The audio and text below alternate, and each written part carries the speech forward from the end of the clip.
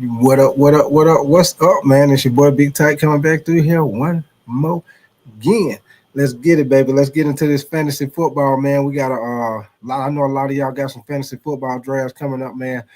And what up with your shady nay nay? Appreciate you coming through. I do the nay nay. I do the nay nay. A shady nay nay. What up with your shady nay nay? Appreciate you coming through. But we're gonna get into the fantasy football, man.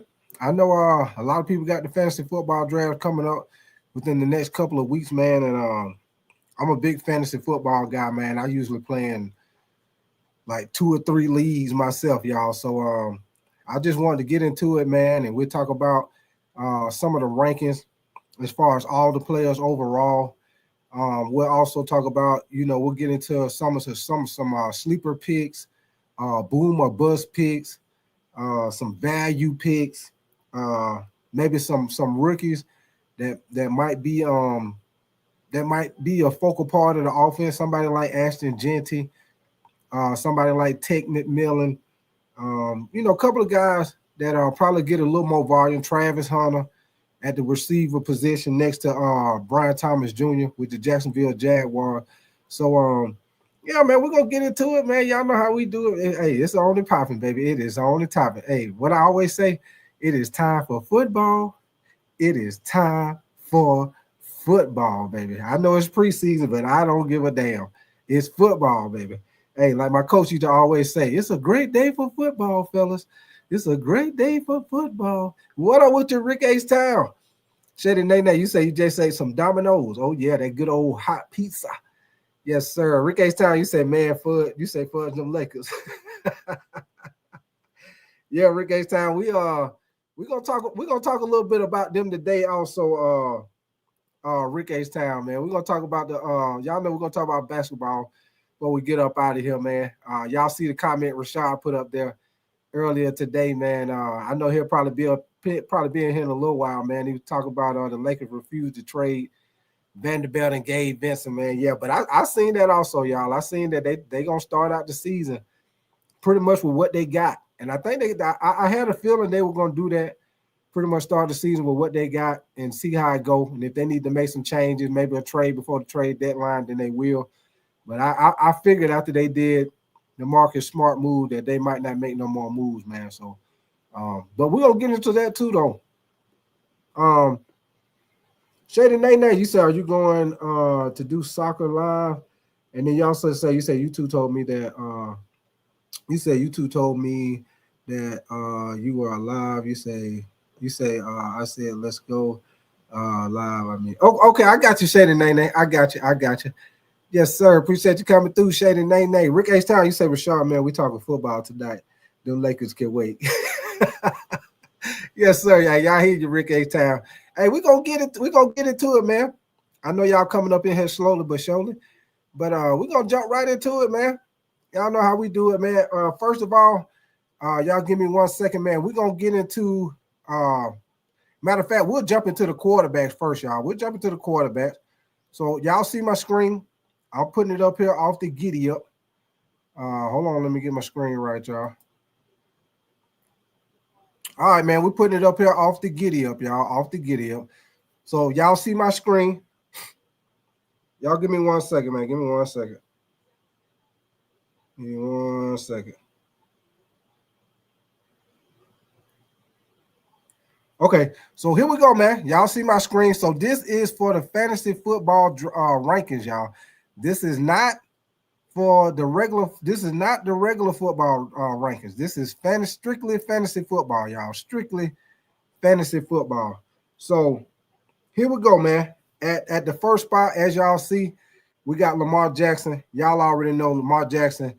He most definitely put up those points when it comes to fantasy football, man. You know, he get the rushing yards and he get the passing yard. Also, Josh Allen, y'all know he's another great quarterback to get. I always try to get Josh Allen in my draft if I can, y'all. Jalen Hurts, they got him up there, and they got a lot to do with his rushing yards, y'all, because y'all know Jalen Hurts, with that offense that they in, he don't do a lot of passing, but he do get the rushing yards, so that adds up with the fantasy football. What up with your We Are family? Appreciate you coming through. You say so standard, you say redraft for the poll. You say got to be Pacific, my guy. I hear you. We are family. I hear you, brother. Now we are family. That is for the fantasy football. We are family. That is for the fantasy football draft. Because we got a lot of people finna start doing the fantasy football. So that's what it's for. We are family for sure, man. I appreciate you coming through, brother. But at number 4, they got Jaden Daniels at number 4, which I know he most definitely is another stat guy, man, because he get the rushing and the passing yard. Also, you got Joe Burrow. He gonna put up a lot of passing stats with T. Higgins and your boy Jamar Chase. Next, we got Baker Mayfield, Patrick Mahomes, and then we got Kyler Murray at 8. We got Bo Nix with the Denver Broncos at 9. Justin Fields at 10. And Justin Fields, man, a lot of people looking for Justin Fields to have a pretty good year this year, man. He got a lot of talent around him. And I'm going to say this about Justin Fields, y'all. I'm going to say this about Justin Fields for sure. If Justin Fields come out this season, y'all, and he don't do that good with all that talent he got around him, new head coach Aaron Glenn with the Jets, man, hey, that might be all she wrote for Justin Fields if he come out and lay an egg this season, y'all. So hopefully Justin Fields can play the way he started out with Pittsburgh, man, when he had Pittsburgh at 5-2 before they put in Russell Wilson. If he play like that this year, man, with all that talent the Jets got, man, they most definitely gonna make some noise in the ALC, man. But after him, they got Dak Prescott for the Cowboys. And first of all, Dak Prescott, he got to stay healthy, man. Y'all know the past 2 years, Dak Prescott been dealing with injuries. So he got to stay healthy, man. And last but not least, we got Drake May. We got Drake May last but not least, man, which I think Drake May most definitely going to have a pretty good season, man. Mike Vrabel, he the new coach over there. They had a lot of money in the offseason, and they spent it pretty well. Brought a lot of guys to the team, drafted the left tackle out of LSU, brought in Stephon Diggs, man. So I like what they did. I think Drake May got a lot of talent, man. I actually got Drake May as a sleeper pick. And I'm gonna show y'all in here. I'm gonna show y'all the sleeper picks that they have, and then I'm gonna show y'all my own sleeper picks that I have. Also, let me see if you say we are family. You say yes, I know. You say been playing fantasy football for 24 years. Okay, 25 years. Okay, I got you. We are family. You say, oh, got you. We are family. Okay, now I see what you're saying. We are family. PPR. We are family. PPR. Because you know that's a big thing with fantasy football. We are family. You most definitely right. You most definitely want to know if it's a standard league or if it's PPR. So I got you on that, We Are Family. You most definitely want to know the difference for sure. Most definitely want to know the difference. But I go with PPR, We Are Family, because those are the leagues that I play with, man. I like the PPR leagues better, We Are Family, because it's more for the receivers and the tight ends and the back, the running back catching out of the backfield. I like that better. Because it adds up with the receiver, with the receptions and the yards, with the touchdowns. So I like the PPR leagues better. We are family, and that's pretty much what I'm going off of. The standard leagues, they okay, but I prefer the PPR leagues. Just my opinion. We are family. Just my opinion. You say if you don't get a top 5 QB, you say just wait till the end of the draft, especially 10-team leagues. You say Bijan gonna catch a bit, but hard to not take Chase at number 1. For sure, we are family, for sure. And we are family. I'll tell you one thing, man. With fantasy football, man, it's you say I assume PPR. Okay. I got you, we are family. Rick H-Town, you say lost me with Bo Nix, CJ Stroud gets the number. Yeah, hey, Rick H-Town, I was surprised they had him on here too. I was surprised they had him on here too, Rick H-Town. When I seen Bo Nix at number 9, I was surprised, man. I don't know if they're expecting for Bo Nix to have a big passing year this year, because maybe they're going off the way he ended the year, Rick H-Town, because he ended the year pretty good for the Broncos. So I don't know. Maybe they looking at the way he ended the year and thinking that he gonna hit the ground running this year. With some of the moves that they made and with them having the defense, maybe they're looking at the fact that, because they're going to have a probably a top 2, top 3 defense, maybe number 1 defense. They might be looking at the fact that he probably going to get more offensive possessions, with the defense probably getting more stops, man, because that defense for the Broncos is stacked.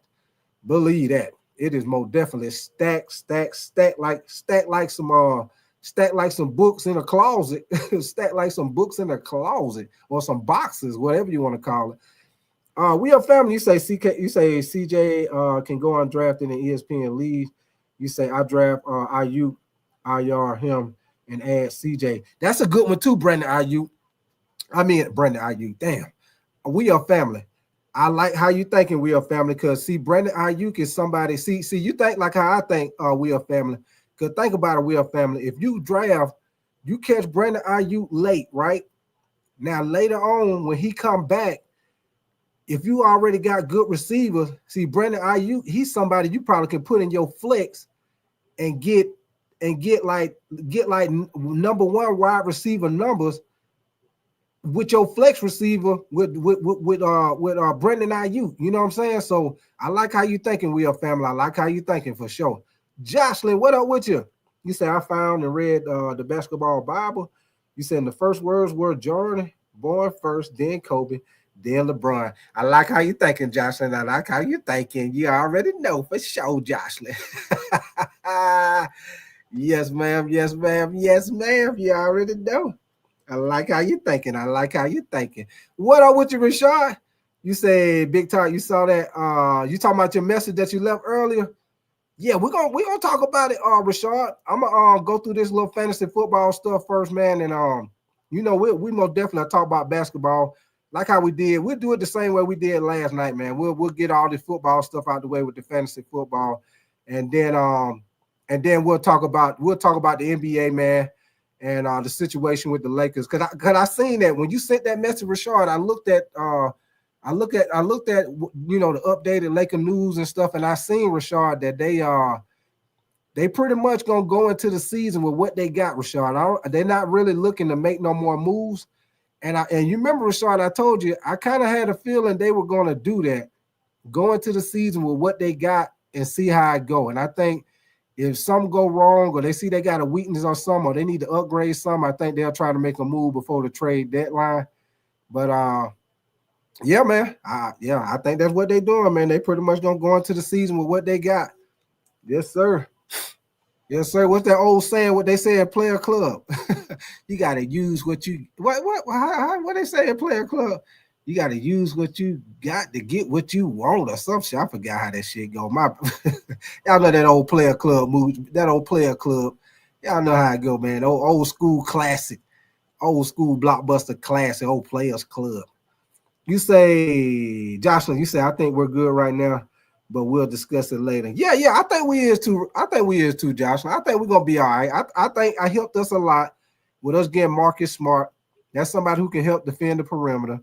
So I think we're gonna be all right, Jocelyn. I think we're gonna be all right. I really do. I really do. I don't think some people don't think the Lakers really gonna do nothing because they think because Luka is such a liability on defense. A lot of people think the Lakers won't make it that far in the playoffs because Luka is a liability. But I think they're gonna be all right, man. I think they're gonna be all right, Jocelyn. I really do. I really do. But here we go, man. Another thing I want to show y'all. Y'all make sure y'all double tap that screen and subscribe if y'all enjoying the content. Now, we looked at the top quarterbacks for fantasy football, man. Now, let's look at the overall fantasy football rankings, man. These are the top rankings, no matter what position it is, in fantasy football, man. So y'all, I'm gonna put this list up here and I'm gonna read them off to y'all. It's the top 20, I think it's the top 24, 25. So y'all can tell me what y'all think after I read it to y'all, man. Y'all can give me y'all opinion. And like I say, we also gonna go through some sleepers, some little strategies that y'all can use with your drafts, man. But here we go, man. Y'all see my screen? Hold on, let me get my. Hold up. Okay, so here we go, man. right here is the top 12 right here, man, as far as fantasy football rankings. And like I said, y'all, this is the top 24, 25, no matter what position, y'all. These are the top guys. So at 1, you already know they got Jamar Chase. And a lot of people are high on the running back for the Falcons, Bijan Robinson. Y'all know anytime in fantasy football, if you've been playing or if this is your first year playing, one of the things that you want to do with a running back, you always want to get you a running back that run and catch the ball out of the backfield. You don't too much want to get the running backs that do a lot of running and they don't really catch the ball out of the backfield. And you want running back, and you want to get the running backs that get a high usage in the red zone, y'all. That's a key thing. You also want them to get high usage in the red zone. And you also want to keep an eye on running backs who get split carries. You want to keep an eye on that. Now, the only exception to that is somebody like Jahmyr Gibbs. Now, Jahmyr Gibbs with Detroit, I like the way they split the stuff up with him and with the 2 running backs out there in Detroit, man, Jahmyr Gibbs and him, they split it out. And they pretty much get about the same. But Jahmyr Gibbs, he get extra because he catches the ball out of the backfield. So he is an exception. But yeah, man, don't y'all most definitely want to try to get those running backs that run and catch the ball out of the backfield, man. And I'm gonna tell y'all a sleeper who I got at the running back position this season coming up, man, especially with the Chicago Bears getting Ben Johnson. And y'all know how Ben Johnson most definitely like to utilize the running backs in his offense, man. I think the running back for Chicago, DeAndre Swift, man, I think he is going to be a sleeper. I got him when I give y'all my list of sleepers. I think DeAndre Swift is going to be a great pick at a running back position that you can get later on in your draft. I most definitely feel like he most definitely gonna do good in Ben Johnson's offense this year, man, because DeAndre Swift, he one of those running backs that he can run the ball and he can catch the ball out of the backfield. Let me see. Shroom Merchant, you say Bowers over Genty in fantasy if you want to draft a Raider. Hey, and Goldie Leangelo, what up with you, brother? You say, yo, I'm about to draft in this. You say, yo, I'm about to draft in his sleeper.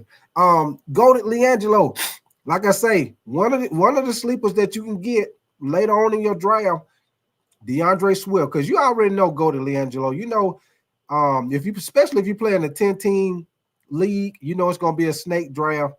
And you know, depending on where you end up drafting at, especially if you end up drafting late, you know everybody gonna start. You know everybody gonna be trying to snatch up the top wide receivers, and you know they're gonna snatch up Saquon. You know they're gonna snatch up. You know they're gonna snatch up Derrick Henry.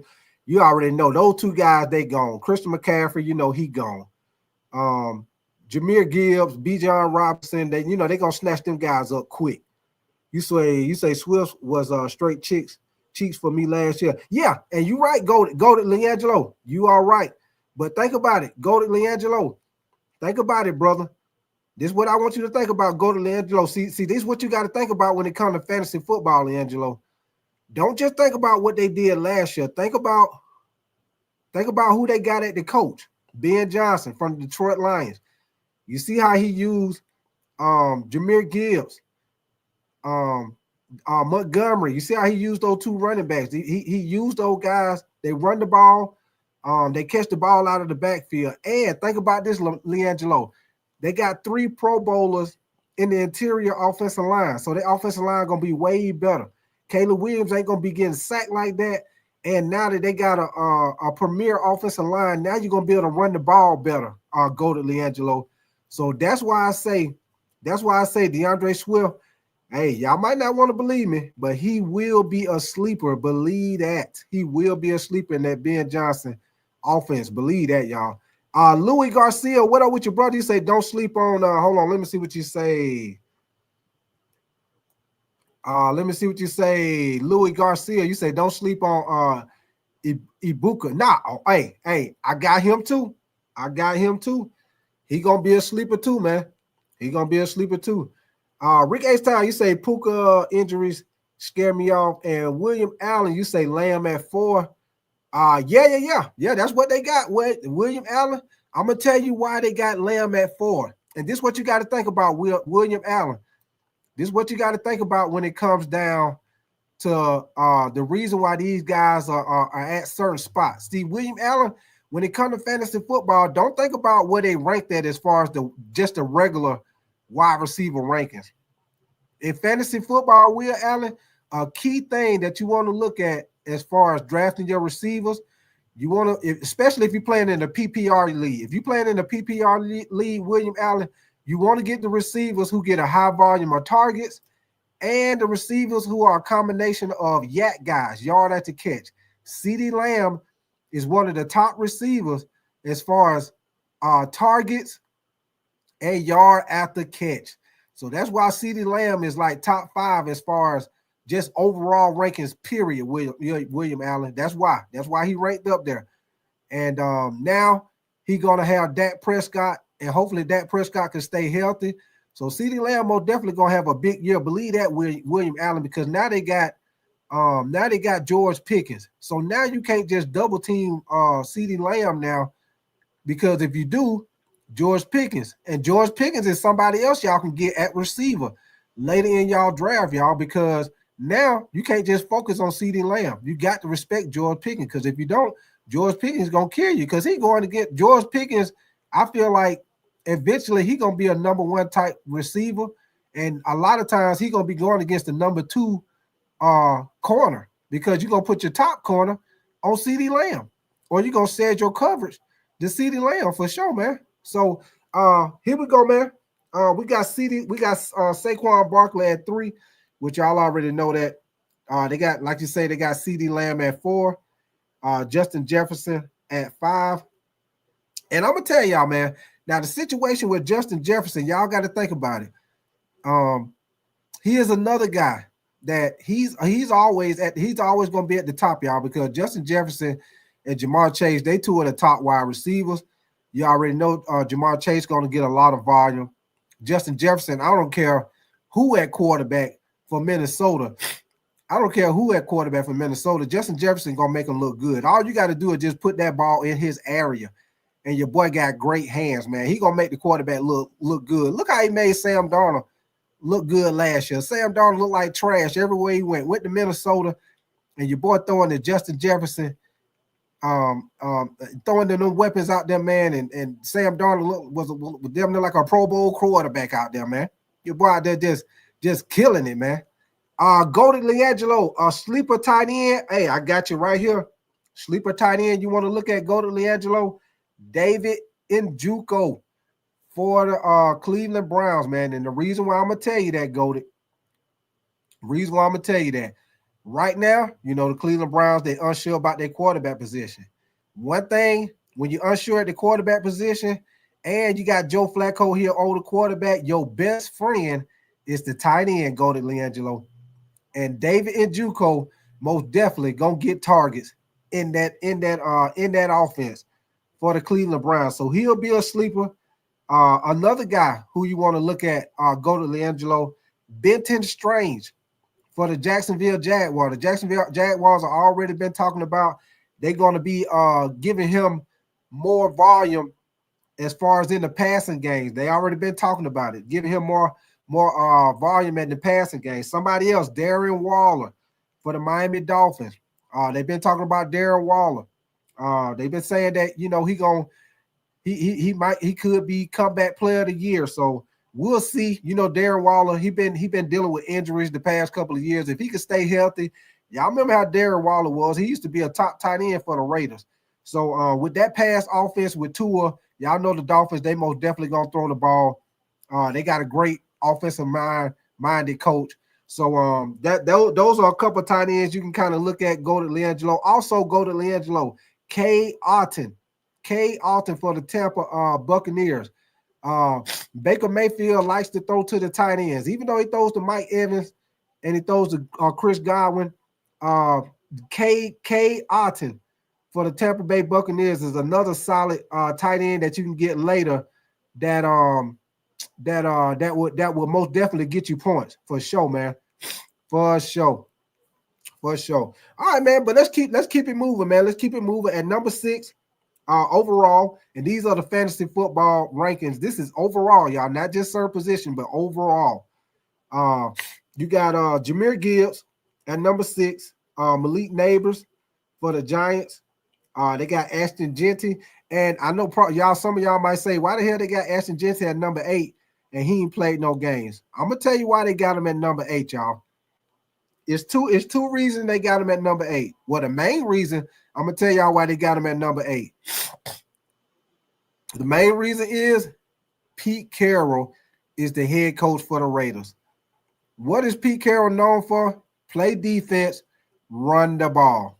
Everybody already know Ashton Genty is going to be their feature running back. You know Pete Carroll going to run the ball, try to play defense. Even though the Raiders secondary struggled last year, but you know they got Geno Smith, so they should be a little bit better with the passing offense, man.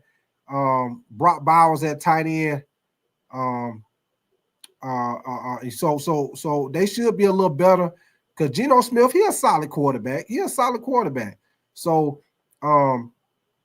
most definitely, I look for Ashton Genty to have a good season, man. He can run and he can catch out of the backfield.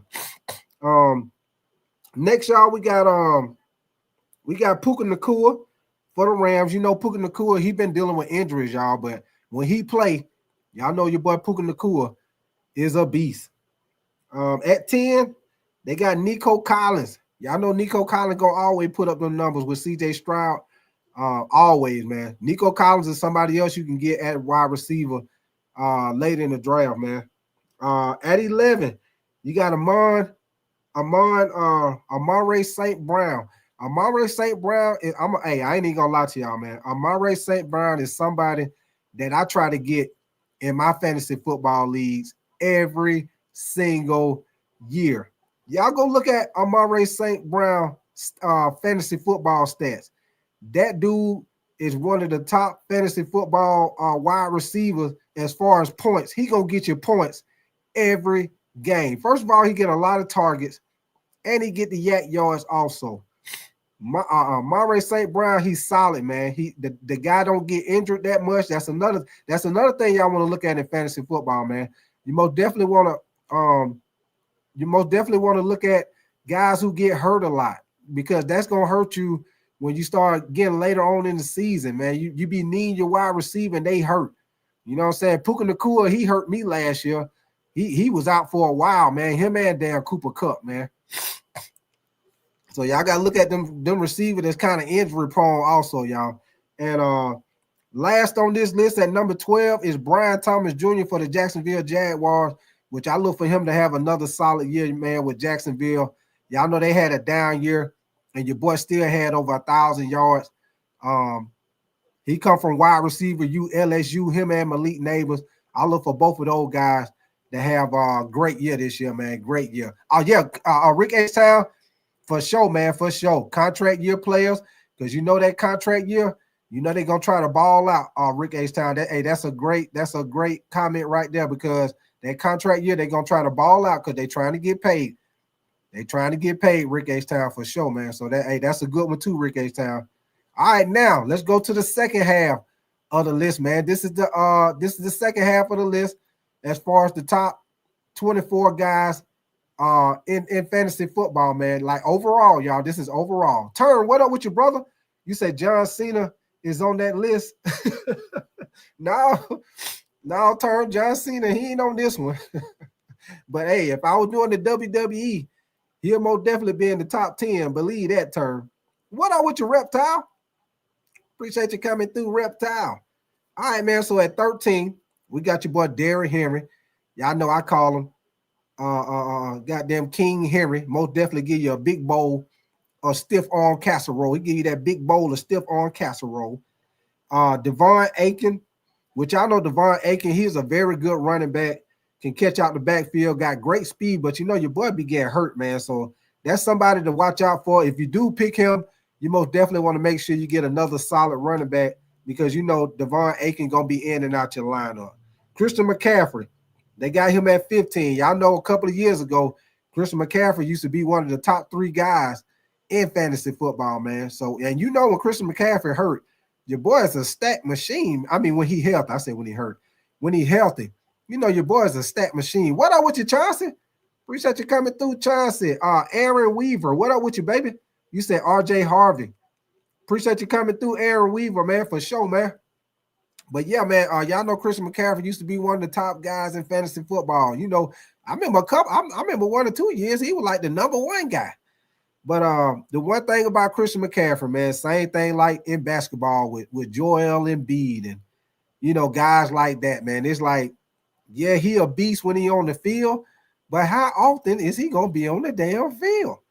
So, you know, he another one. Devon Aiken, Christian McCaffrey, they both of those guys, man. If you do draft them, make sure you get a solid running back also with him because you know Christian McCaffrey going to be in and out your lineup. That way you don't get screwed and he end up getting hurt. And then that next week you end up going against whoever in the first, second place in your league. And you knew you probably could have whooped their ass if you would have had him in the lineup and you end up losing by like 8-9 points because his ass wasn't playing. So just make sure y'all get if you draft somebody like McCaffrey, somebody like that, man, make sure you draft you another solid running back because you already know he's gonna be in and out the lineup, man. Drake London for the Atlanta Falcons, man. Drake London, he is a sneaky pick, y'all. A lot of people don't be realizing Drake London be getting over 1,000-yard receiver, man. He be getting over. It don't seem like it, y'all, but he do. He be getting over 1,000-yard receiver for the Falcons, man. So also they got at 17, they got AJ Brown. At 18, they got Jonathan Taylor. Y'all know Jonathan Taylor is a very good running back, man, but Jonathan Taylor, he kind of gets hurt with that offense, man, because a lot of times when Anthony Richardson get hurt, and then it's like they can't really pass the ball, so it's like they stack the box, and you already know they're going to try to run Jonathan Taylor because now they're stacking the box. So we'll see how that goes with the Indianapolis Colts, man. They got Daniel Jones. You know, him and Anthony Richardson battling it out. Neither one of them worth a damn, but they battling out the position, man. So Jonathan Taylor, you know, he gonna see a lot of carries. It just depends on how they passing game go, man. Because you know the passing game open up the run open up the passing game. So Josh Jacobs, I love Josh Jacobs for the Green Bay Packers, man. Josh Jacobs is a great running back to get later in your draft, man. He always put up numbers, man. I don't know if y'all be looking at Josh Jacobs, man, but Josh Jacobs for the Green Bay Packers always put up numbers. Always. He is a solid pick to get later on in your draft, man. Also, Bucky Irvin for the Tampa Bay Buccaneers. He is another solid running back to draft in your draft. Somebody that runs the ball and catches the ball. And remember, y'all, another thing to look at with running backs. Also, you want to look at those running backs that are in like high power offenses, like the Tampa Bay Buccaneers. They like to throw the ball.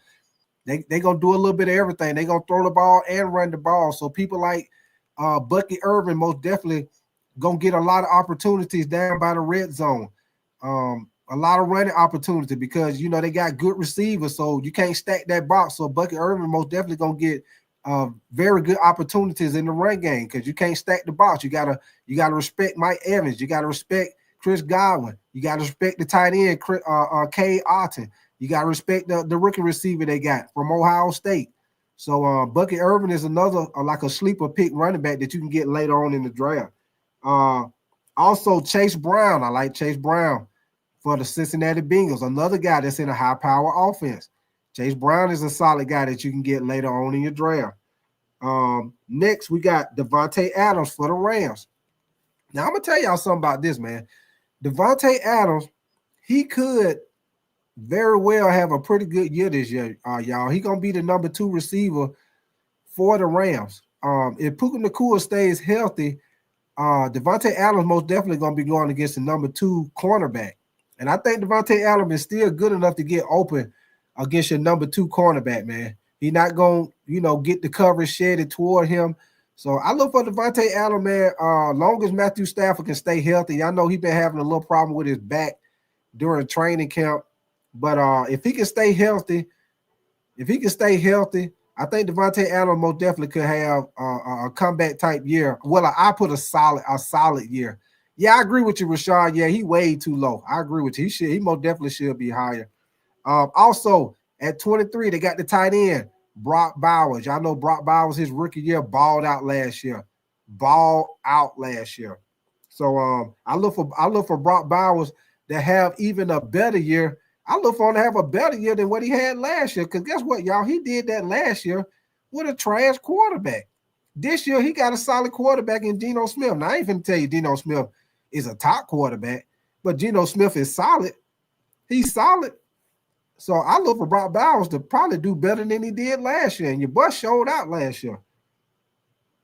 And next we have Garrett Wilson, man, with the Jets, man. So Garrett Wilson, he just got paid with that contract, man. This with Garrett Wilson is most definitely gonna depend on how Justin Fields does. Like I said, if Justin Fields can play the way he played in and out the seat. I mean, when he played with the Steelers when they were 5-2 before they took him out and put Russell Wilson in. If the Jets can get that, if they can get that Justin Fields, they most definitely have a great shot. But if they get the Justin Fields from before Chicago Justin Fields, that's gonna be a problem. Matter of fact, like I say, he on the hot seat for me, y'all. He is on the hot seat. If he come out here and drop the ball with them, yeah, he might be a backup for the rest of his career. He dropped the ball on that. Yeah. You dropped the bomb on me, baby. You dropped the bomb on me. Yes, sir. Yeah, you dropped the bomb on his ass. If he come out there playing around and don't be successful. Y'all know the Jets. Every year the Jets have a great defense. They have all that talent on the team, but they underachieve every time. Underachieve every damn time. So we'll see if the Jets can get on track this year, man. But they got a lot of talent, man. They got a lot of talent on that team for sure, man. For sure. But let me see what you say, Rashad. You say Dante is a top 7 wide receiver easily. You say AJ Brown at 17. You say we love disrespecting winners. I see. Yeah, I hear you, Rashad. Hey, you know how that go, man. You know how that go. But y'all give me 1 second, man. I got a little video. Well, I got one I made for y'all myself, man. A little slide. I guess you want to call it a little slideshow. But I made my own little thing for. I'm gonna give y'all the sleeper picks that they have, as far as with fantasy football sleeper picks. But I'm gonna give y'all my own guys that I feel like are sleeper picks that I came up with myself, man. And y'all can let me know if y'all agree or if y'all disagree. But just having a little fun with it, man. Y'all give me 1 second. I'm gonna give y'all the guys who I feel like are sleeper picks. Y'all give me 1 second. We finna get this thing popping, man. Y'all double tap that screen and subscribe if you're enjoying the content, man, for sure, man. But here we go, man. Now, starting out, these my fantasy football sleeper picks coming into this season, y'all. Okay, at number 1, we got your boy with the Seattle Seahawks, Jackson Smith and Jigba. At 2, we got Ricky Parcell with the 49ers. At 3, we got Jaden Higgins with the Texans, wicked receiver. Also, we got DJ Moore. I most definitely think he's going to have a great year this year. Also, Ashton Genty going to get a lot of volume at running back with Pete Carroll. Tyler Warren, running back with the Steelers, most definitely he's going to be the feature back. Isaiah Pacheco, he healthy. He most definitely going to be an impact in that offense. I told y'all, DeAndre Swift, most definitely in that offense. Njoku, tight end for the Cleveland Browns. David, K. Alton. I told y'all about K. Alton. Also, J.J. McCarthy. He could be a sleeper at quarterback if he plays good. And y'all already know Travis Hunter. He's going to be a wide receiver away from Brian Thomas. Tua, if he stays healthy, he is in a high-power offense with Tyreek Hill and Jalen Waddle. Drake May, he got a lot of talent with him. He most definitely could have a good year. Justin Fields could be another sleeper if he do it right. And those are my sleeper picks, man. Those are my sleeper picks, man. Y'all can let me know if y'all agree or disagree. What up with you, Anonymous? What up with you, brother? You say Marston likes up. Yes, sir. And you say match. Chauncey, you say fun time, big tight tuning in. You already know Chauncey. Appreciate you coming through. But yeah, man, if y'all enjoying the content, man, y'all get them likes up for sure, man. Double tap the screen and subscribe to the channel. Yeah. Rick H-Town, you say definitely sleeping on Amarion Hampton. Yes, sir. Him too. Him too, Rick H-Town, running back for the Chargers. Yes, sir. Hey, Rick H-Town, man, I hate to see y'all lost y'all left tackle, man. Man, I hate to see y'all lost Rashawn Slater, man, for the whole season. That dude is a monster at left tackle, man. I think that's gonna be a big loss for y'all, man. Big loss, man. But well, yeah, I think Amarion Hampton, him and Najee Harris, most definitely gonna be a 1-2 punch over there for the Chargers. Rick H-Town. You say A-Tight. You did have to remind me, bro. Yeah, you know I got to keep you on your P's and Q's, Rick H-Town. Hey, another thing, y'all. The guard for the Eagles, man. What's his name? Is it Dickerson or something like that? The guard for the Eagles, man. He got carted off the field the other day, and they said he got a meniscus injury in his knee. So we'll see how long he gonna end up being out, but that's a big loss for them, man. That's a Pro Bowl type guard, man. And you know, the Eagles, one of their strength, man, was the line of scrimmage, the offensive line and defensive line, man. And then they lost Mekhi Becton, and then the guard they picked up to replace him, Kenyon Green, he hurt also. He hurt. And number 69, I think his name is Dickerson or something like that, but he hurt. So that's the interior of your offensive line right there, 2 Pro Bowlers. So I'm gonna tell you right now, y'all. Hey, depending on how long he be out, man, that might hurt the Eagles, man. That offensive line is their strength, man. That's why they're able to do that tush push because of how strong their offensive line is, man. If their offensive line ain't dominating the line of scrimmage, man, that might change the game for the Eagles on offense, because y'all know they more of a run offense and then take their shots down the field and play action with Jalen Hurts, man. Michael, what's your name? Michael is it Whitcop? What up with you, Michael? You say Buffalo might take it this year. You say I'm drafting Josh Allen first. And Mick Swagger, what up with you, brother? You say our center got hurt on the first play of the preseason. Damn, Mick Swagger, you like the Saints, right? Mick Swagger, don't you like the Saints? Man, he got hurt on the first play. Golly, Mick Swagger. Hey, Mick Swagger, I see y'all quarterback Tyler Sowell threw a pick 6 too, brother. He threw a pick 6. Hey, Mick Swagger, he tried to throw that little out route over there. Your boy jumped that route and took that thing down the sideline, Mick Swagger. Hey, your boy better tighten up over there. But I will say this, Mick Swagger, he did on the next drive, he did get a little touchdown, caught the cornerback slipping on a little double move, and hit the wide receiver for the touchdown. So, you know, he kind of made up for it, but he better tighten up, brother. He better tighten up. Believe that. He better tighten up. Know when to fold them or know when to hold them. Y'all give me 1 second, man. I appreciate y'all coming through here, kicking it with your boy. I got a little quick video for y'all, man. I appreciate y'all coming through, kicking it with me. Y'all give me 1 second.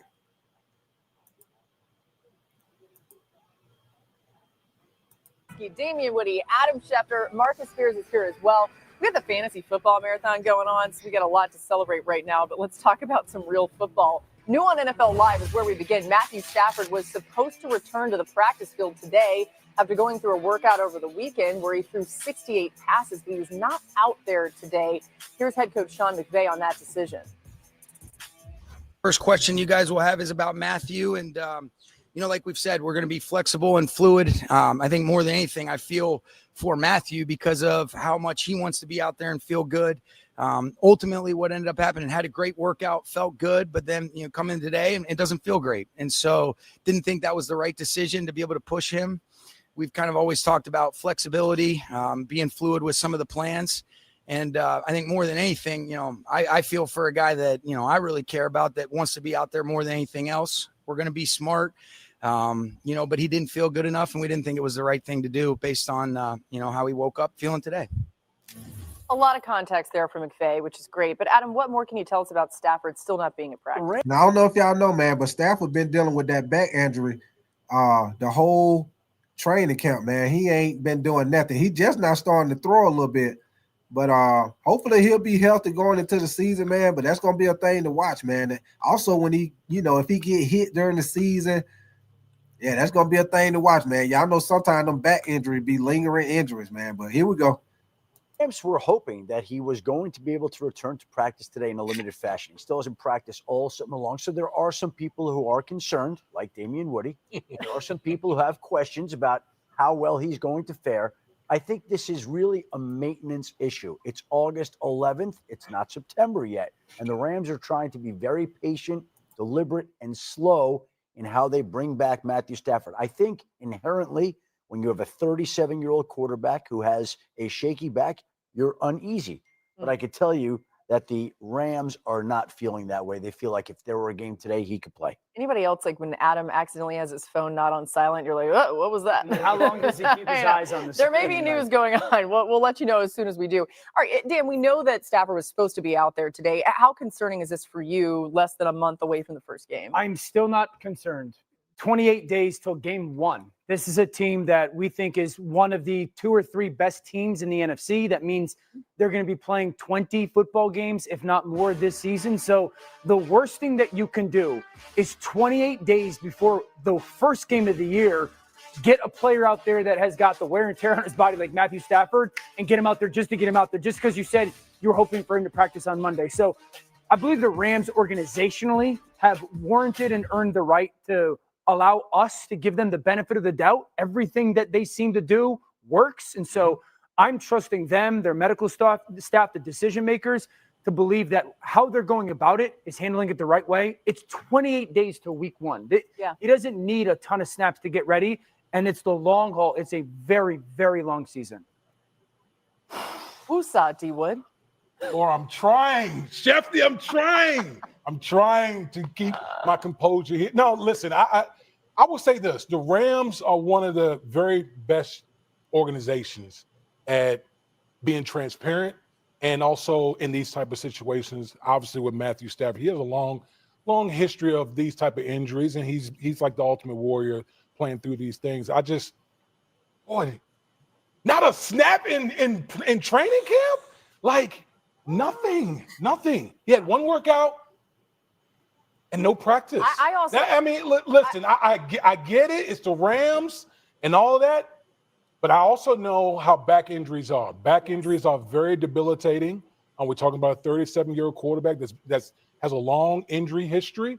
And so, yes, my level is here, but I'm going to wait and see. I'm going to trust the Rams organization through this whole thing. Swag, he's worried. I'm not waiting to see. I'm scared as hell. And listen, this is not because I don't think that they can manage Matthew Stafford and his injury. The injury is a back. And who's to say that over the longevity of a season, this team has been playing in the playoffs as well. I agree. Keep him on the sideline, try to get him as healthy as possible. But I'm not focused on the preseason. I wouldn't care if Matthew Stafford was healthy and not getting a snap right now, because he's been a quarterback in this league for a long time. He played with the cast that's there already. My concern is a team that should be in the conversation when we get to the playoffs. What up with you, Jason Brown, man? Appreciate you coming through. You say I'm on early tonight. Yeah, man, I came on about 8:30 tonight, Jason Brown, about 8:30. 37-year-old quarterback back has been acting up where he hasn't. It's been debilitating, obviously, that since he's not been able to do anything. So I'm not worried about today, August 11th. I'm worried about when you play the first game of the week, how long does it take for you to get ready for the next game when we start talking about going throughout the duration of the season? That's my only concern. I know you can manage it. I know they got needles with a lot of good medicine in it that can get you ready and get you through a season. But ultimately, when you start talking about Matthew Stafford and his back and the way that he expects himself to play and how much he means to this team going forward, I'm concerned. I'm highly concerned. And it's not just Matthew Stafford here. Their left tackle, Alric Jackson, has been dealing with blood clots. So whenever Matthew Stafford does come back, he's going to have to be protected. Their backup left tackle right now is the veteran DJ Humphries. It's not Damian Woody. And so they're going to need strong play out of the left tackle position. But as we're all talking and as I'm listening. Hey, that's a problem right there, man. Your quarterback coming back from back injury and his left tackle having blood clots in his leg. Hey, that's a problem right there. Hey, you need if your left tackle be in and out the lineup and you got a quarterback coming off a back injury, that is not good. That is your blind side, that left tackle out there. To Marcus, get all nervous, and Damien Woody get all flustered. I'm thinking to myself, can you imagine if the New York Giants or Las Vegas Raiders or Steelers had gone through and traded for Matthew Stafford, and they had their new quarterback in town, and he's sitting there, and he still hasn't practiced. Good point. You think the New York tabloids would have some fun with that in New York right now? Oh, my goodness. They'd be wondering about this little device that he's using, which our Rams reporter Sarah Barshop had this detail. We're going to show you this shortly after practice began. Matthew Stafford walked into this immortal chamber, immortal with an A, which helps with restoration and rejuvenation. I think I need that. Yeah, can I go in at the house? What is that? Yeah, I need to put that in the crib. Oh, Can I go in at the house?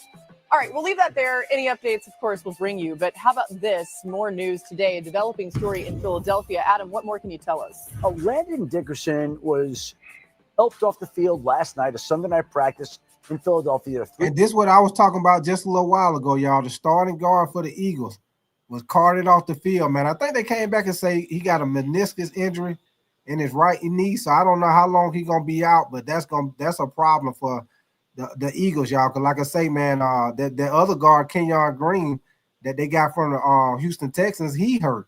So you got both of your interior guards, starting guards, hurt.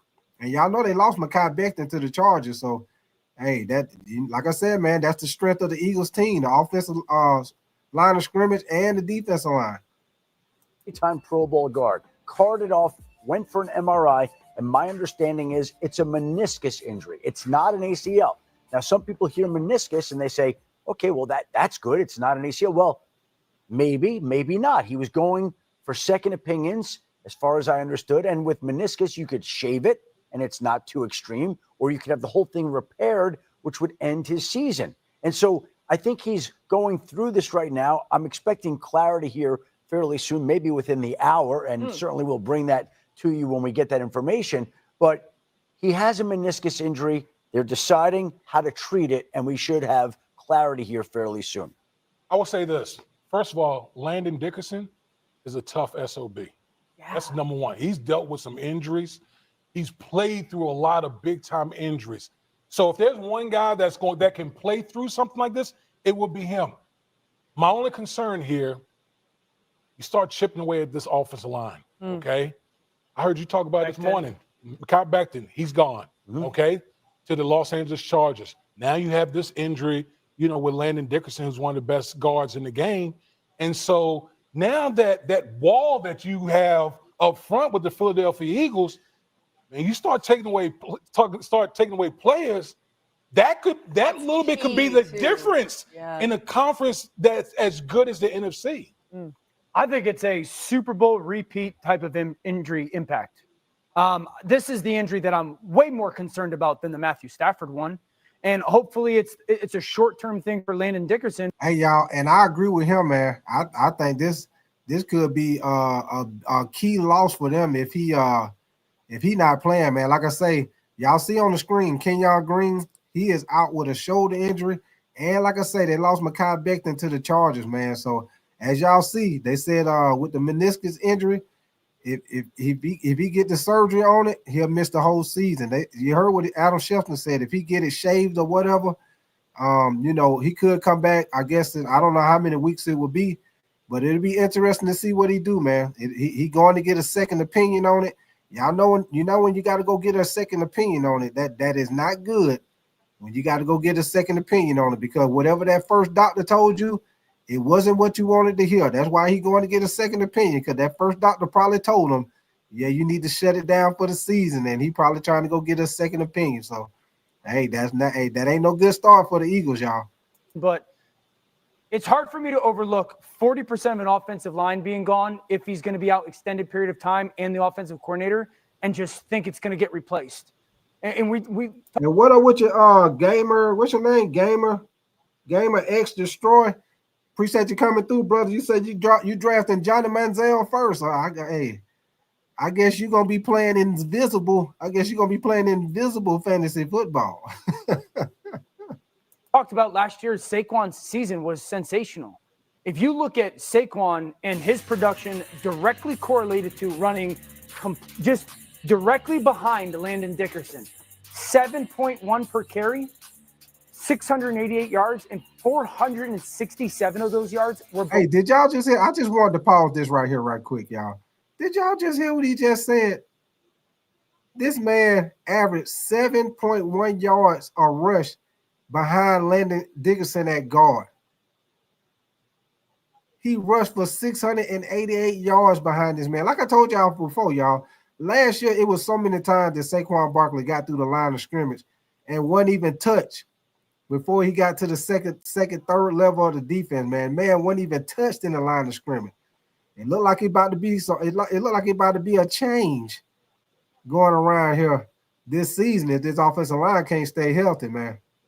Before getting touched. Goodness. So that's a quarter of his offensive rushing was behind Dickerson. So this is an injury for me that has massive impact. And also Jalen Hurts.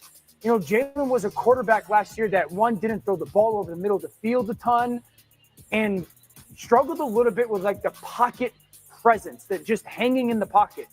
That'll have impact as well. It's not just going to be felt by Saquon. So this is, for me, a very big deal in Philadelphia. Yeah, I'm concerned. I think it's a big deal, Dio, but I think what gives Philly a little bit of a reprieve, one, Howie has done a good job building depth on this football team. They've weathered storms with injuries before, but ultimately you have a very athletic backfield. You got to get creative. If this becomes an issue for you as a football team, you're going to have to figure out how to protect the left guard by using all of the stuff that we watched Philly do a few years ago, with giving the eye, making you have eye discipline as opposed to just coming off and bulldozing. Look, make no mistake about it. Landon Dickerson is a road grader. That's what he is. He's a big, physical left guard that gives you so much movement at the point of attack on the line of scrimmage. When you miss that, you got to go a little bit north and south. Now, does that mean that this team will have as much success rushing the football? I don't believe so, but I think they can make up for a little bit of this, especially in the run game, with some of that creativity in the backfield.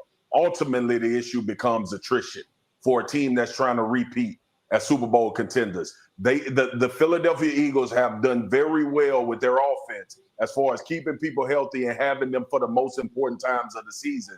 That becomes your issue when you have everything in place. Now, how have you built this depth out to be ready for these type of injuries that happen? You know, Swagger, you threw out Howie Roseman. I'm going to throw out another name, Jeff Stoutland. One of, if not the best, offensive line coaches that we have in the National Football League. So as much as we talk about Landon Dickerson and, you know, how great of a player he is, the one thing with Jeff Stoutland, he is a master at developing players.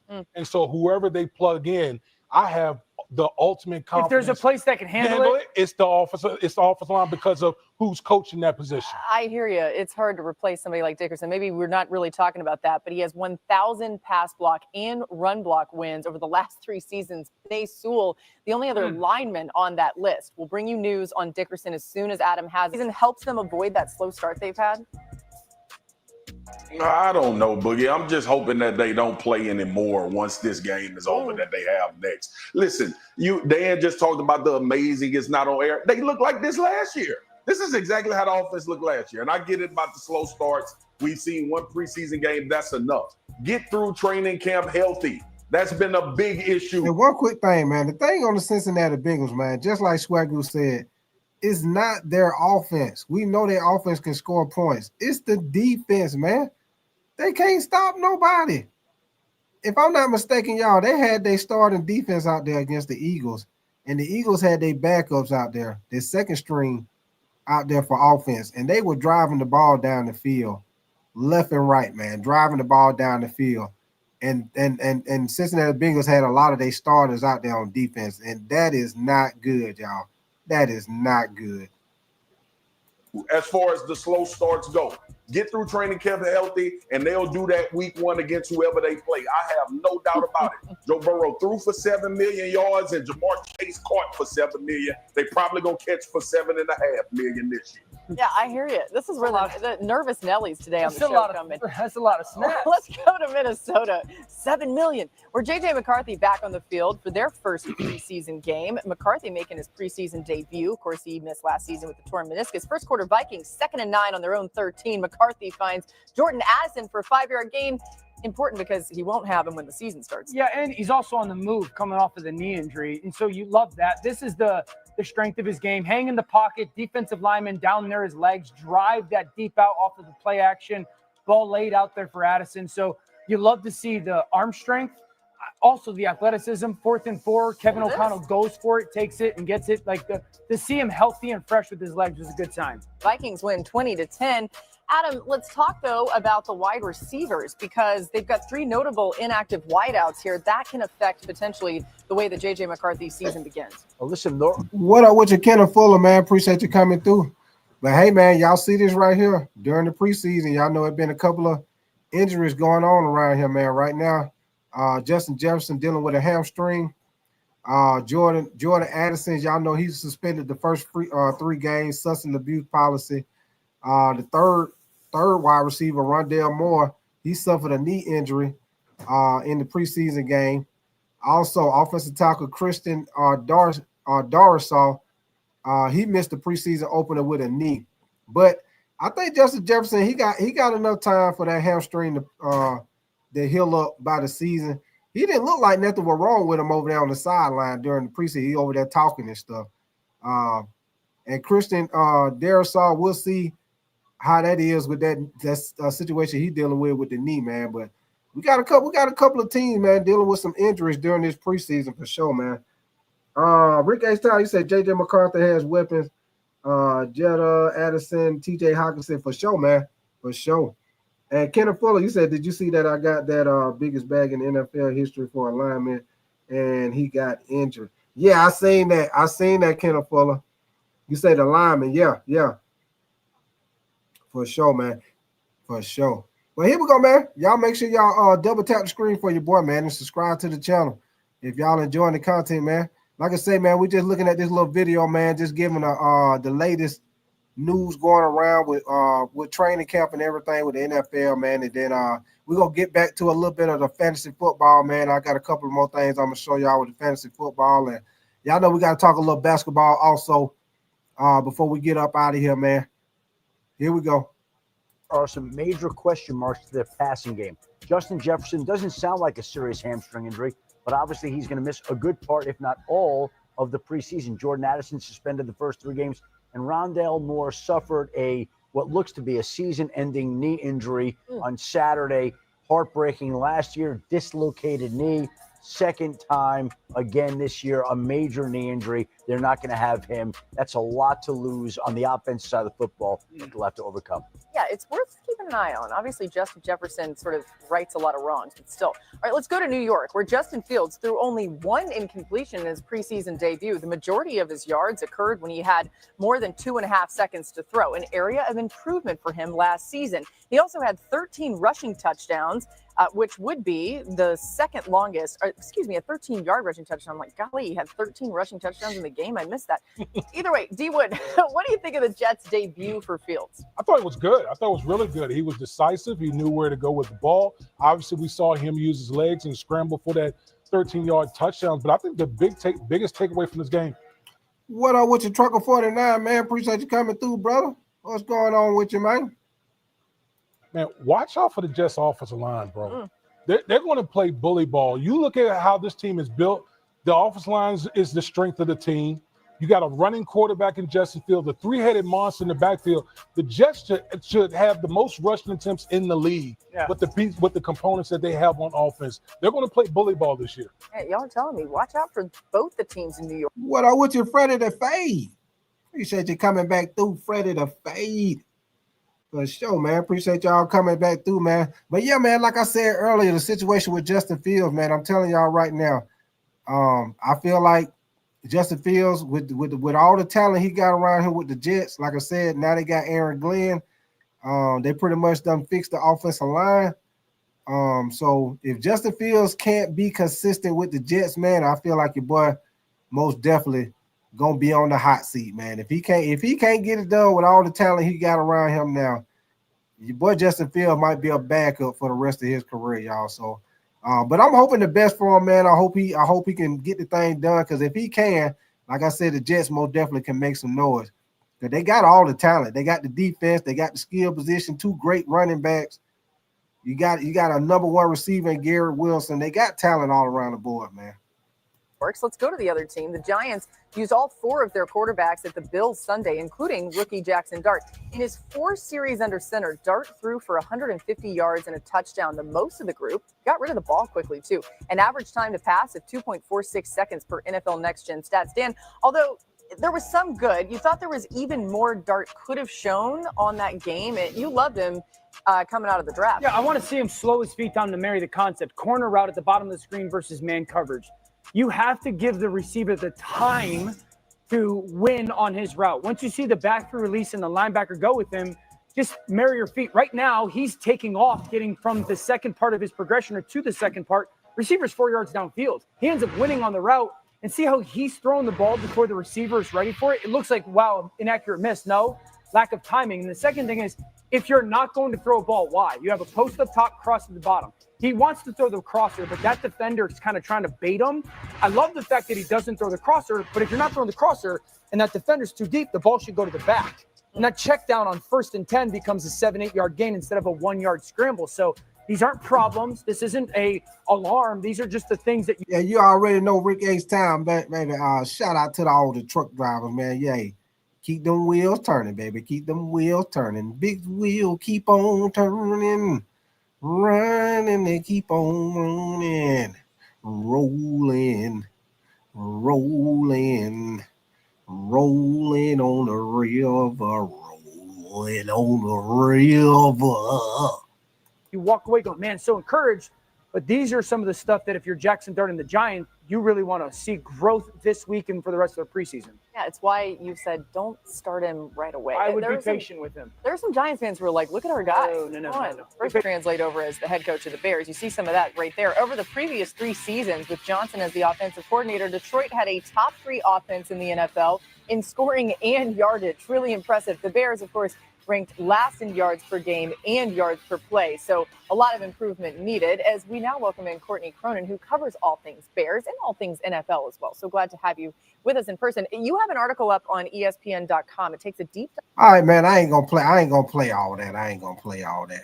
But yeah, man, I just wanted to play that right there for y'all, man. Just a little update on what's going on around the NFL, man, and in the preseason, man. For sure, man. What's your name? Is that a funja?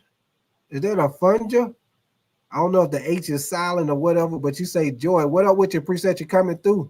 And Jason Brown, you say the Jets going to Jet. Trucker 49, you say chilling watching this Jets versus Packers game.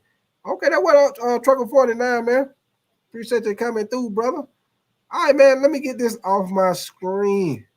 I got something else I want to show to y'all, man. Get back on the fantasy football tip. Give me 1 second. Y'all make sure y'all double tap that screen for your boy, man, and subscribe to the channel. Let me see. Where was I at?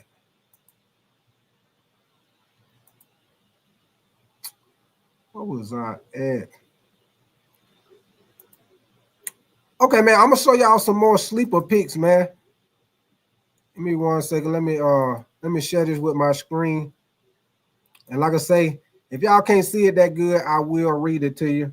But I want to show y'all this, man, some more sleeper picks. Like I told y'all, I showed y'all my personal sleeper picks that I had. But I want to show y'all the one that they got on here. Rick A. Sound. Okay, I seen your Jason Brown. You say, do you see the Patriots running back take a kickoff return to the house from 100 yards? Yeah, I seen that, Jason Brown. I seen that. Your boy looking good, man. Hey, Jason Brown, is that old boy from Ohio? Is that the running back from Ohio State, Jason Brown? Y'all give me 1 second, man. Okay, let me get this thing on and popping. Now, as y'all see, these are fantasy football sleeper picks. I showed y'all the ones I had. But I want to give y'all a couple more, man, because like I said, I know y'all got fantasy football drafts coming up. So a couple of guys that they got. Isaiah, as far as running backs, as y'all see, they got Isaiah Pacheco. They got the running back for the Giants, Tyrone Tracy Jr., Jalen Warren. I told y'all about Jalen Warren for the Pittsburgh Steelers. He will be the feature back this year. Also, Rico Dowdle for the Carolina Panthers. He will be the number 2 running back. And also Chuba Hubbard, y'all. I know they don't have Chuba Hubbard on here, but he should be another one that y'all can kind of get later on in the draft. Chuba Hubbard, running back for Carolina. He had over 1,000 yards last year. I look for him to do it again this year. Let me see. Also, wide receivers. They got Josh Downs on here. Wide receiver for the Colts. Ricky Parcell. Wide receiver for the 49ers. Now, Ricky Parcell, y'all know in that offense that the 49ers have, like on here, they say the 49ers like to use the slot receivers. Y'all know Debo, when he played a lot in the slot. Debo is gone now. Also, y'all know Brandon Ayuk, he's still coming off that injury. So Ricky Parcell, it will be another good receiver that y'all can get later on in the draft, man. What up with your Sean Burgess and Twan Dunn? What up with your brother? Appreciate you coming through, Twan the Dunn. Sean Burgess, you say, what about the St. Brown for Detroit? Yeah. I talked about him earlier, Sean Burgess. Yeah, Sean. Hey, Amare St. Brown, I try to get him, Sean Burgess, I try to get him every year in my draft. First of all, he always healthy. Second of all, he gets a lot of volume. Third of all, he gets yard after catch. And those are things you want to look at when you draft wide receivers, y'all, with fantasy football. You want to look at the volume, and you want them to also be a yak guy. And you want to also look for those wide receivers that are in high-powered offenses, a.k.a. Detroit Lions. Amon-Ra St. Brown is a great wide receiver to get because everybody gonna snatch Jamar Chase, everybody gonna snatch CeeDee Lamb, everybody gonna snatch Justin Jefferson. Also, let me see who else they got on here at wide receiver. They got Kyle Williams, receiver for the New England Patriots.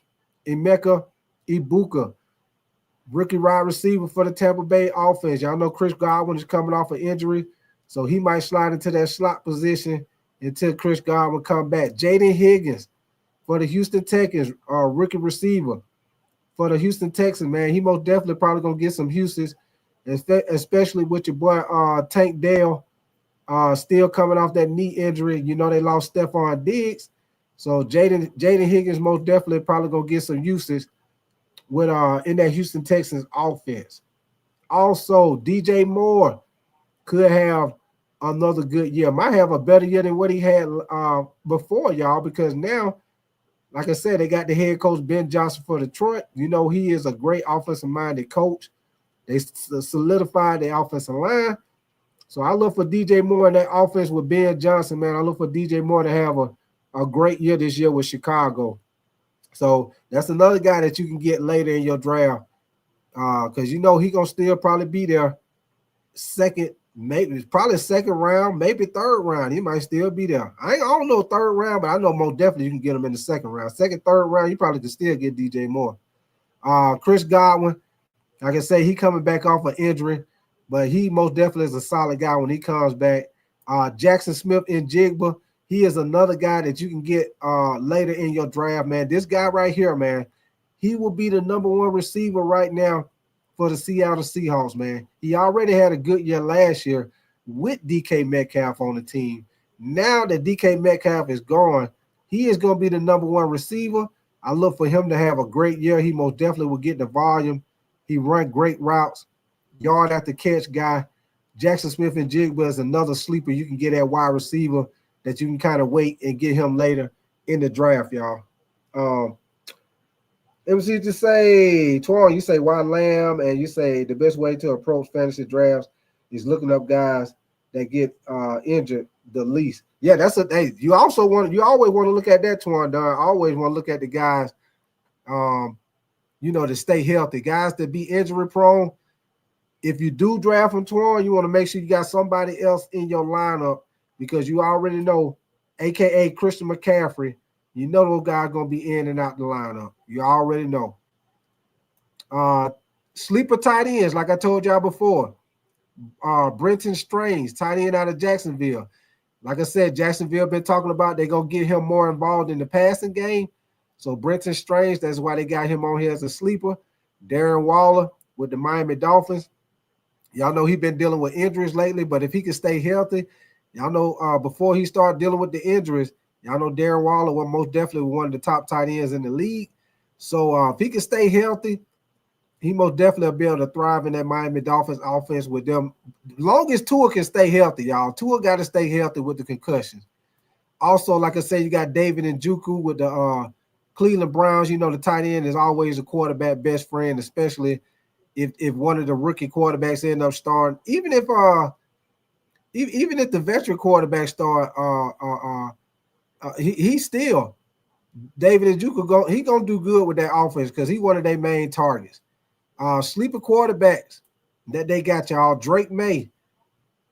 I think he's gonna have a pretty good year. He had a pretty good year last year, but I think he'll have a better year this year. He'll have a better offensive line. They got Stephon Diggs.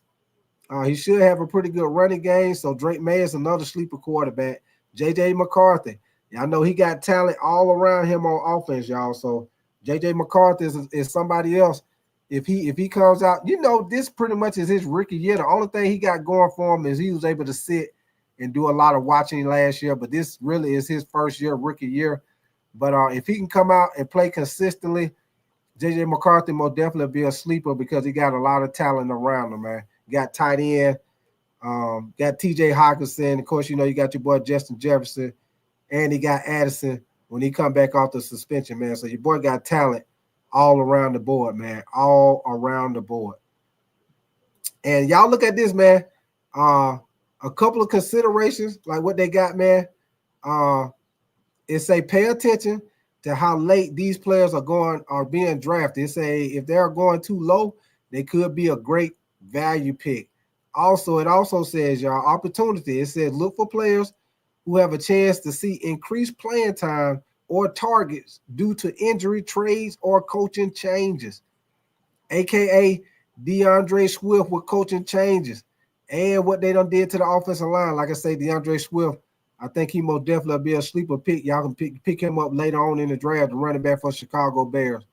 Also, right here, y'all, injuries, like Twan was saying, be aware of that some players are coming off injuries and may need time to return to full strength, aka Brandon Ayuk for the 49ers, y'all.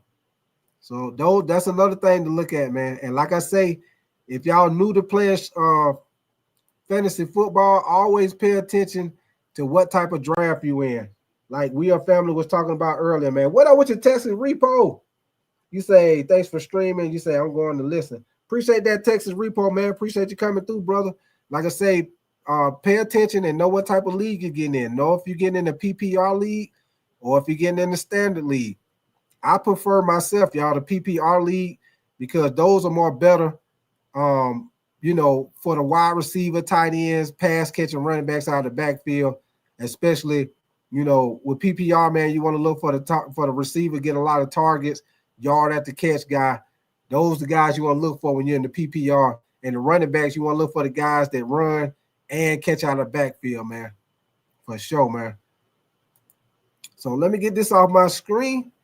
Just wanted to show y'all that.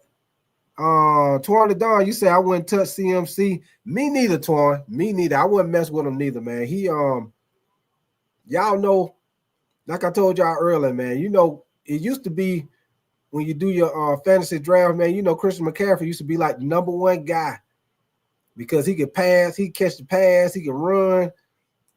But the thing is, y'all, is when is he gonna be on the field and how long is he gonna be on the field? That's the problem with Christian McCaffrey, man. So if any of y'all take a chance on Christian McCaffrey, just know that you better draft another reliable running back because you already know Christian McCaffrey gonna be in and out of your lineup. If I was you, I would draft. If I were you, if you do draft Christian McCaffrey, if I were you, I would draft whoever the 49ers got as their backup running back I most definitely would try to pick him up later on in the draft because, like I say, Christian McCaffrey going to be in and out that lineup. And if you got that backup running back, that will help you out a lot because, in that type of offense that the 49ers got, as y'all see last year, the year before, anytime a running back get hurt, the next running back come in and they thrive in that type of offense, man. Thrive in that type of offense. So, for sure, man, for sure.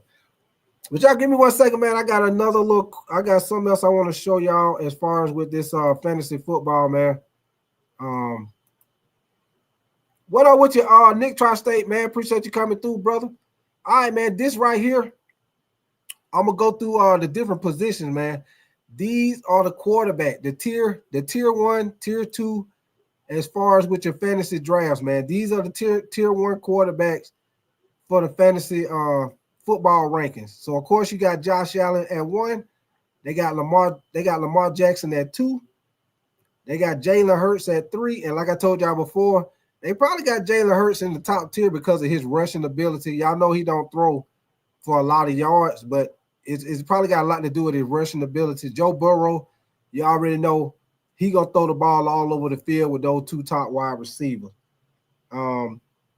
Nick Tri-State, you say Bijan and Gill's more effective in PPR. For sure. Right now, Nick Tri-State, they got Bijan Robinson listed as the top guy as far as running backs in fantasy football if you're playing in the PPR league. Also, okay, y'all, so going down right here, I want to give y'all a quick little thing. Right here, what this says. It said the reigning league MVP is the only player in NFL history to have 25-plus passing touchdowns, 10-plus rushing touchdowns, and fewer than 10 interceptions in a season. That's why Josh Allen is always a great quarterback to draft because Josh Allen going to get those rush touchdowns and he going to throw the ball, man. Josh Allen going to always get you points. Him and Lamar Jackson. But I think Josh Allen, he gets a little more as far as the rushing touchdowns, but you can't go wrong with him or Lamar Jackson. But they're gonna snatch them guys off the board with the quickness, man. Hold on, let me go down. Now the tier 2 quarterbacks, y'all. Jaden Daniels. Y'all know Jaden Daniels most definitely was a top quarterback last year as far as with fantasy football. Once again, they got Bo Nix on here. I'm surprised they got Bo Nix on here so high, but they got him at 6, y'all. At 7, they got Patrick Mahomes. At 8, they got Baker Mayfield. Now, if you ask me, now, like I said, this is fantasy football. This is not who better than who. It's this, fantasy football all on stats. So if you ask me, I feel like Baker Mayfield should be above Patrick Mahomes and Bo Nix. And I feel like CJ Stroud should be up in here too somewhere. Just my opinion. But I want y'all to look at this, y'all. I want y'all to look at this as far as Jaden Daniels. When y'all start doing your drafting. Rick H-Town, you say how you feel about the Falcons QB? Rick H-Town, with him, I don't know about him, Rick H-Town, because we ain't seen that much from him. So the only thing about him, Rick H-Town, is you don't know what you're going to get from him because you only seen him in a couple of games last year.